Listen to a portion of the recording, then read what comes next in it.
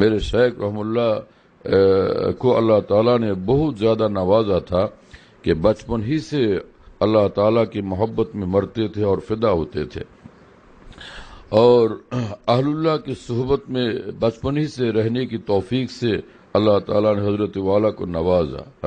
یعنی جب جوانی پوری طوفانی حالت میں تھی، اسی وقت حق تعالیٰ نے آپ کو توفیق عنایت فرمائی کہ شاہ عبد الغنی صاحب پھول پوری رحم اللہ کی صحبت میں چلے گئے، اور پھر 17 سال تک 16-17 سال تک شاہ عبد الغنی صاحب پھول پوری رحم اللہ کے ساتھ رہے.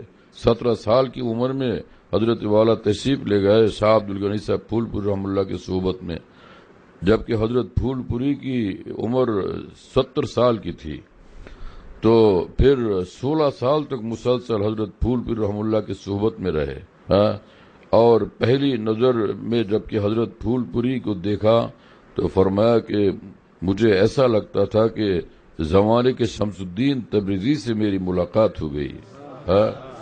کہ حضرت حکیم الامت نور اللہ تعالی مرقدہ اس شعر کو پڑھتے تھے کہ مرد حقانی کی پیشانی کا نور کب چھپا رہتا ہے پیش ذی شعور. جس روح کو اللہ تعالیٰ انوار سے معمور فرماتے ہیں، ایسی ارواح کو اہل اللہ کی ملاقات ہی سے تیزی سے پتہ چل جاتا ہے کہ بھائی یہ تو خدا کے دیوانے ہیں، ہے نا. اور اگر ایسا نہ بھی ہوا، اگر صرف اتنا ہے کہ اعتراض سے دل خالی ہے، تو ایسے لوگوں کے دل کے اندر بھی ایک میلان شدید پیدا ہو جاتا ہے، ایک شدید کشش پیدا ہو جاتی ہے اہل اللہ کی طرف کہ اللہ تعالیٰ کا کوئی دیوانہ معلوم ہوتا ہے. تو پہلی ہی نظر میں حضرت والا رحم اللہ کا دل حضرت پھول پوری کی طرف اس طرح کھنچ گیا تو فرمایا کہ قلب جاں اے شاہ قربانت کنم، دل ہدف را تیر مزگانت کنم، کہ میں اپنے آپ کو آپ پر فدا کرتا ہوں. حضرت پھول پوری سمجھ گئے پہلی نظر میں کہ کوئی دیوانہ آیا ہے. اہل اللہ کی صحبت میں جب آدمی اٹھتا بیٹھتا ہے تو اللہ تعالیٰ بہت ہی خاص دولت سے نوازتے ہیں.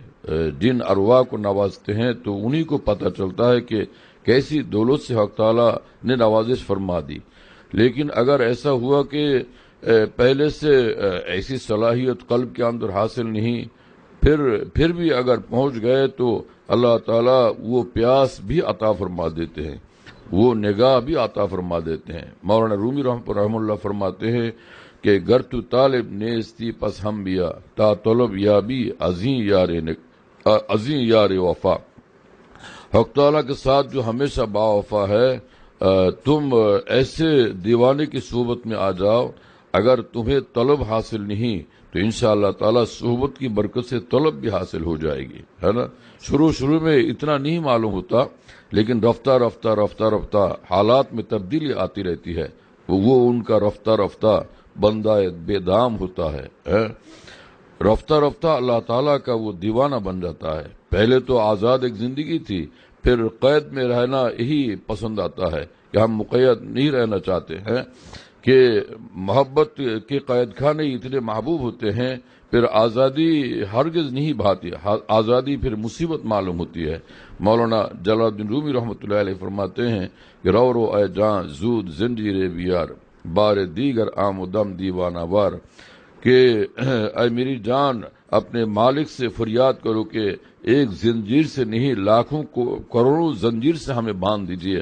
اپنی محبت زنجیر محبت ہے نا، زنجیر محبت سے ہمیں باندھ لیجئے تاکہ ہم کسی طرح غیر کی طرف بالکل مائل ہی نہ ہو سکے. اس طرح اپنی محبت میں ہمیں مقید فرما لیجئے. خواجہ عزیز الحسن مرزوق رحمۃ اللہ علیہ فرماتے ہیں کہ غم تھا اسیروں کو بال و پر کے جانے سے، اڑ چلے قفس لے کر بوئے گل کے آنے سے. اہل اللہ کی صحبت میں اللہ تعالیٰ کی ایسی خوشبو ارواح کو محسوس ہوتی ہے کہ پھر حق تعالیٰ پر مرنے پر وہ مجبور ہوتے ہیں. آزادی تو حاصل رہتی ہے، لیکن آزادی کو استعمال کرنے کی طاقت ختم ہو جاتی ہے کہ ہم ہرگز یہاں سے الگ نہیں ہو سکتے. اہل اللہ کی صحبت میں حق تعالیٰ لذت قرب سے اس طرح نوازش فرماتے رہتے ہیں اور پرورش فرماتے رہتے ہیں کہ پھر اس لذت قرب سے فرار اختیار کرنا یہ ناممکن گویا کہ ہو جاتا ہے. ایسی ایک حالت پیدا ہو جاتی ہے. میرے شیخ فرماتے تھے رحمہ اللہ تعالی لذت قرب بے انتہا کو کس طرح لائے اختر زباں میں ایسی غیر محدود لذت قرب حق تعالی ارواح کو عطا فرما دیتے ہیں. تو ویسے تو شروع میں جو لوگ اہل اللہ کے صحبت میں آتے ہیں تو شروع میں اگرچہ روح کا اتنا عروج تو حاصل نہیں ہوتا، لیکن وہ اہل اللہ جو کچھ نعمت سے حق تعالیٰ کی طرف سے مالا مال ہوتے ہیں، کچھ نہ کچھ ساتھ رہنے والوں کو اس کا حصہ مل ہی جاتا ہے، کچھ نہ کچھ حصہ ان کو مل ہی جاتا ہے. تو آہستہ آہستہ آہستہ آہستہ پھر اس روح کے اندر وہ صلاحیت پیدا ہوتی ہے کہ کبھی حق تعالیٰ نور خاص اس قلب کو عطا فرما دیتے ہیں. پھر وہ کہتا ہے کہ تو نے مجھ کو کیا سے کیا شوق فراواں کر دیا، پہلے جاں پھر جان جانا کر دیا، ہے نا. کہ ایک روح جو مردہ تھی اب اس میں زندگی معلوم ہوتی ہے، اور ایسی زندگی کے لاکھوں مردے اس روح کی برکت سے زندگی حاصل ہو جائے، ہے نا.